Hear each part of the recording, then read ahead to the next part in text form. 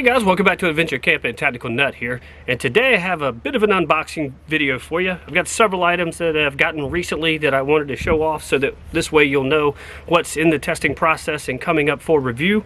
If you follow me on social media, some of this you would already know. One knife you will not, because I haven't posted any pictures. I'm probably going to do that when I get done with this video. But if you're not following us, definitely go to our About page. It has the links to all the social media. I may even drop it down in the description below. But that way you'll actually get to be able to keep up with a lot more of what's going on, since I haven't had as much time to post videos almost since summer. You'll definitely know more of what's going on and all that kind of stuff. So definitely check us out there. I want to start with, in my last video I talked about supporting those that you follow. Well, if you've ever seen Lunkers TV on YouTube, I've been following him for a while, and he just started this new t-shirt company, or apparel company, and it's the NFG, and no given if you need to know what that stands for, but I really like this one so far, and it does have something that I really like, which is the Second Amendment in the flag form on the back. So that is really cool. Love the material, great fit. So way to go, dude. Definitely appreciate it, or definitely like it. Shipping actually went fairly quickly, because I think whatever the time it gave you on the website, it actually went a little bit faster than what that was. And with all that's going on these days, I was pretty happy about that.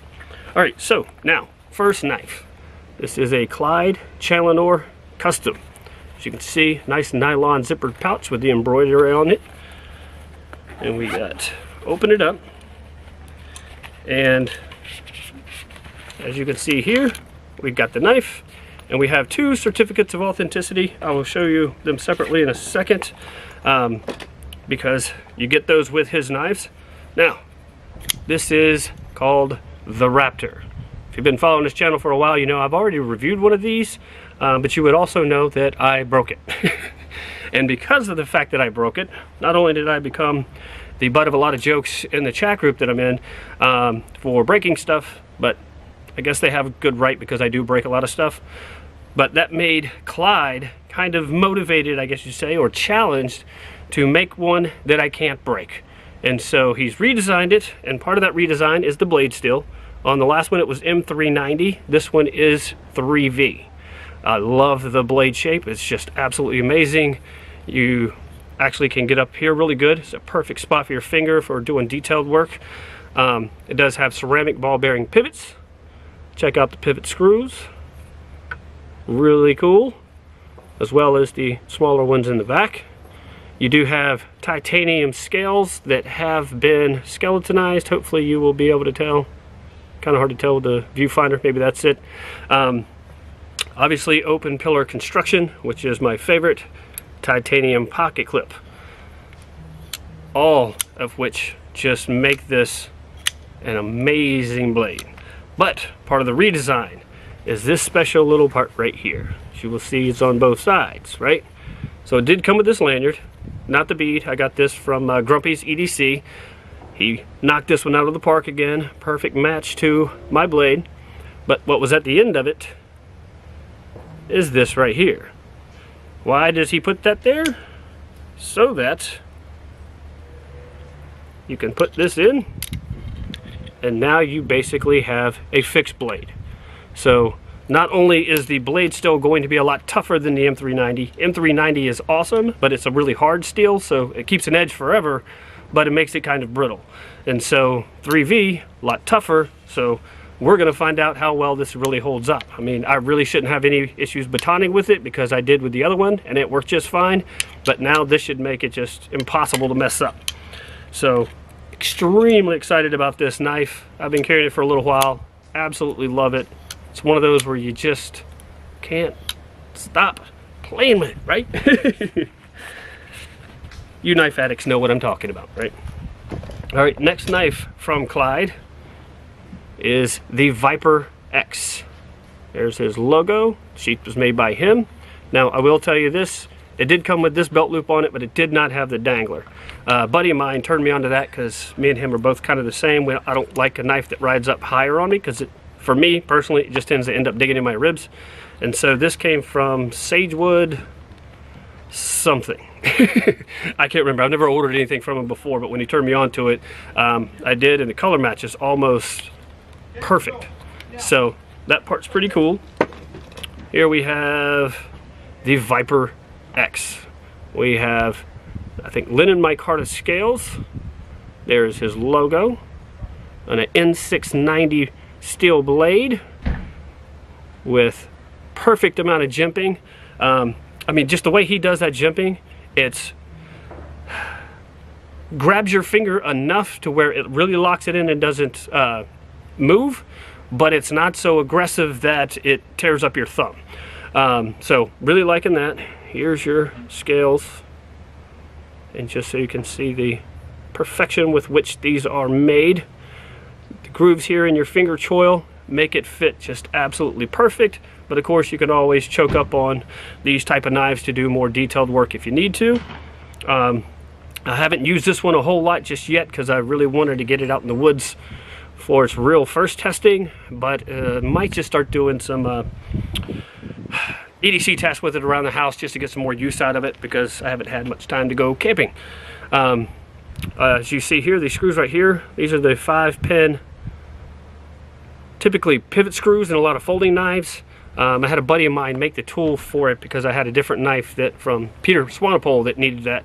But these scales are removable, so in case you wanted to take it apart to clean it. You got the black liners right there, as you can see. I mean, this thing, it's just sweet. It is just sweet. Now, this one I have not shown on social media just yet. That's probably going to happen right after this video, but was super excited, and you will probably be completely surprised that this is what I got, because I've never reviewed a knife like this, and it's not typically one that I buy. But there we go. So absolutely really cool box that it comes in.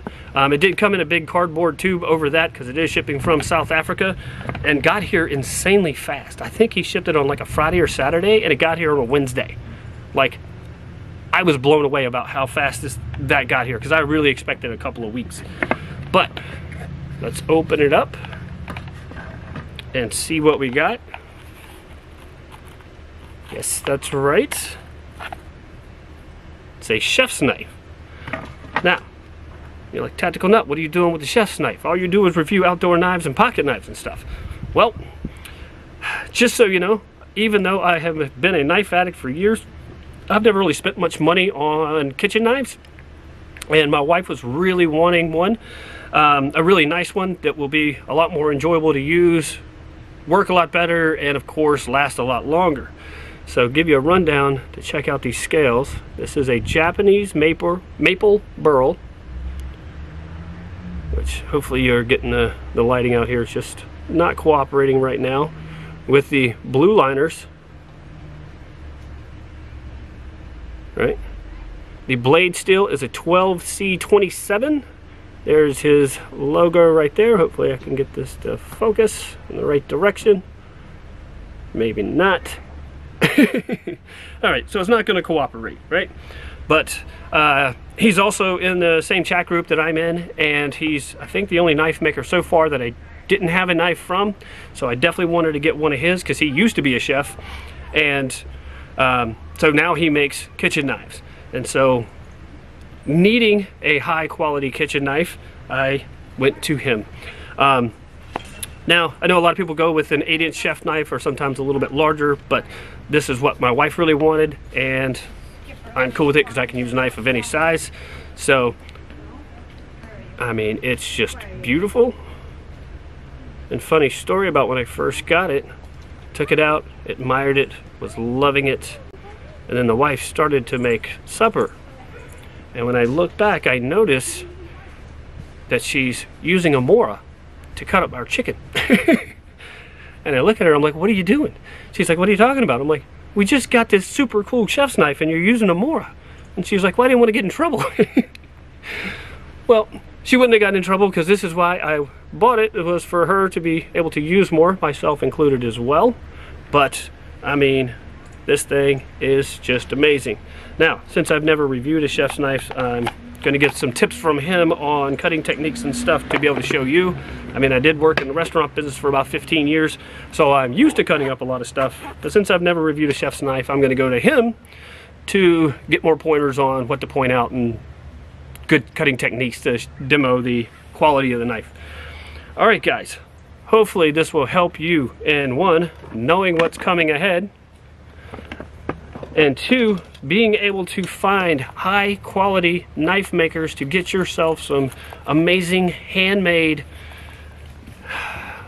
just works of art that are super awesome, will last you a lifetime, and you'll be happy that you got them because they're just amazing.